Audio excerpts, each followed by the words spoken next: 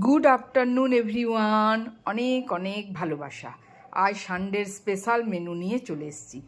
আজ মেনুতে আছে সাদা ভাত, এখানে আছে বেগুন ভাজা, এখানে আছে এই যে নতুন আলু কাঁচা পেঁয়াজ তেল লঙ্কা দিয়ে আলু মাখা, এখানে আছে সজনে ফুলের ঝাল, আর এটা আছে পালং শাক বেগুন আলু বড়ি দিয়ে তরকারি, আর এই যে স্পেশাল মাটনটা আজ আমি কাঁচা পেঁপে বাটা দিয়ে করেছি, মাটন আলুর পাতলা ঝোল।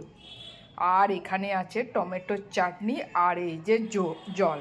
ব্যাস এইটুকুই আজকে আমার সানডের আয়োজন। মাটন আলুটা খুব একটা পাতলা হয়নি, একটু একটু গ্রেভি হয়েছে। এই রেসিপিটা আমি দিয়ে দিয়েছি, আপনারা দেখুন। চলুন, মটনটাকে ভালো করে ধুয়ে নিয়ে পেঁপেগুলো বাটা, আজ পেঁপে বাটা দিয়ে করব মাটন, তাই এই যে পেঁপে বাটাটা মটনের উপর দিয়ে দিলাম। এরপর দেবো এখানে আদা পেঁয়াজ রসুন একসঙ্গে বাটা,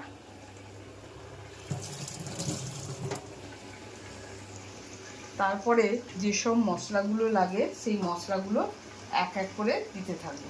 এখানে দেবো একটু হলুদ গুঁড়ি, এখানে দেবো ধনে গুঁড়ি এক চামচ দেবো জিরে গুঁড়ো, আর এটা দেবো কাশ্মীরি লঙ্কা গুঁড়ো, কালারের জন্য একটু কাশ্মীরি লঙ্কা গুঁড়ো, আর দেখবো একটুখানি এই যে গরম মশলা গুঁড়ো নিয়ে এগুলো সব একসঙ্গে মাখিয়ে ওই 20-25 মিনিটের মতন 20-30 মতন মাখিয়ে রেখে দেবো। হাতে করে ভালো করে মেখে নেবেন, তাহলে কি মাংসগুলোর ভেতরে মশলাটা ঢোকে হাতে করে মাখলে।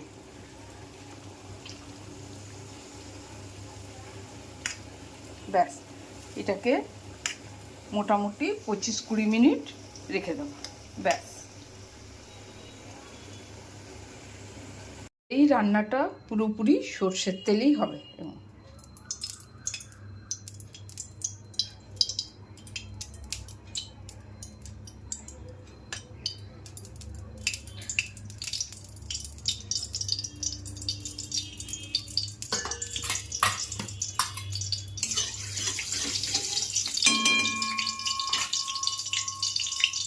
সর্ষের তেলটা গরম হয়ে গেলে প্রথমে আমি ডুমো করে আলুগুলো কাটা আছে, একটু বড় সাইজের আলুগুলো কেটে নিয়েছি।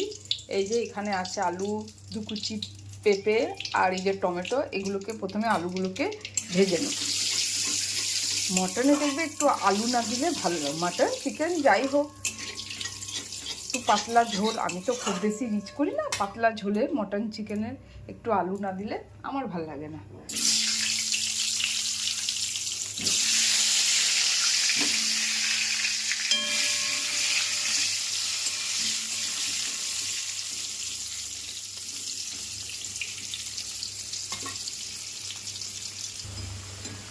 আলুগুলো ভাজা হয়ে গেছে, এই ডুমো করে আলুগুলো ভেজে নেওয়ার পর আলুগুলো একটা জায়গায় তুলে রাখলাম।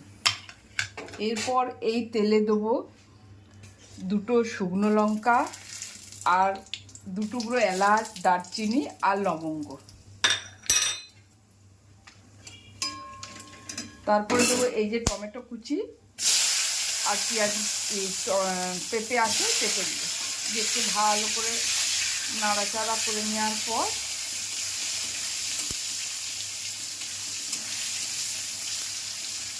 এতে দিয়ে দেবো এই যে মশলা মাখানো যে মাংসটা আছে, ওই মাংসটা।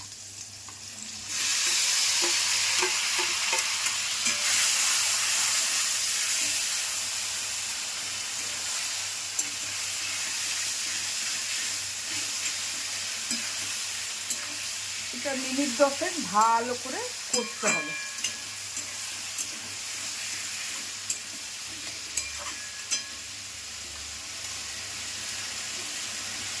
পেঁপে পাতা দিয়ে মাটন,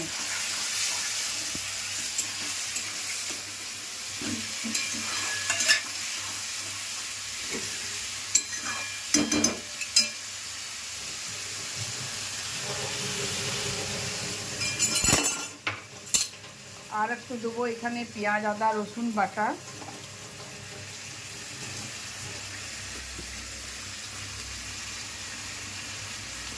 একটু হলুদ, আর একটু করে জিরে গুঁড়ি, একটু করে ধনে গুঁড়ি, আর একটু কালারের জন্য আগেও দিয়েছি, আবার একটু এই যে কালারের জন্য লঙ্কা গুঁড়ি, আর এই যে গরম মশলা গুঁড়ি। ব্যাস, এই উপকরণ দিয়ে আজকের এই মাটনটা হবে। আর স্বাদ মতো নুন তো আছেই, নুনটা একটু পরে দেবো।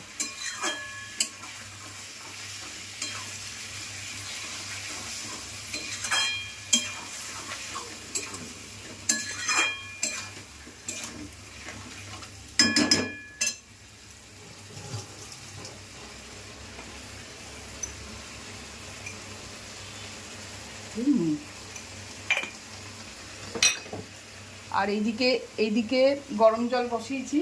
এটা কষানো হয়ে গেলে এটা গরম জল তখন এটাতে দিয়ে মটনটা সেদ্ধ করতে দেবো। মোটামুটি 20-25 মিনিট কষানোর পর ভালো করে কষে তেল ছাড়লে তখন এই যে এর মধ্যে গরম জল দিয়ে এটা সেদ্ধ হতে দিলাম। এই রান্নাটা পুরোপুরি কড়াই করব, প্রেসার কুকারেও করা যায়, কিন্তু আমি কড়াই করছি। এই দেখুন,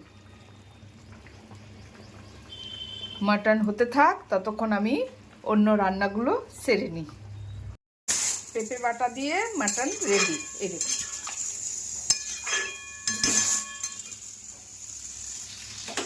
চলুন এবার গরম ভাতের সাথে এটা সার্ভ করে দিই।